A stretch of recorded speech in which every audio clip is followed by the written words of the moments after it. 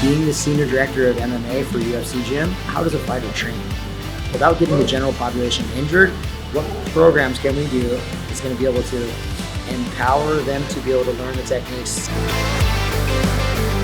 All of the programming that I've created is rooted in science. So all this stuff is designed to make sure that people can get effectively good workouts safe, the safest way possible, and make it really fun.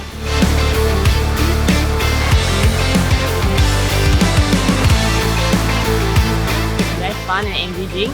Yeah, it was fun and it's interesting. It was great. I learned how to maximize cardio and strength at the same time. Yeah, so it's quite dynamic. It's not just static workout. It makes the class very intensive. Yet there's a mix of strength and cardio. After attending it, I realized that there are things that I didn't know I can do and achieve.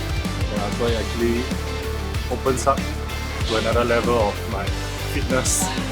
So it's good, it's great. Yeah, everyone should come and join.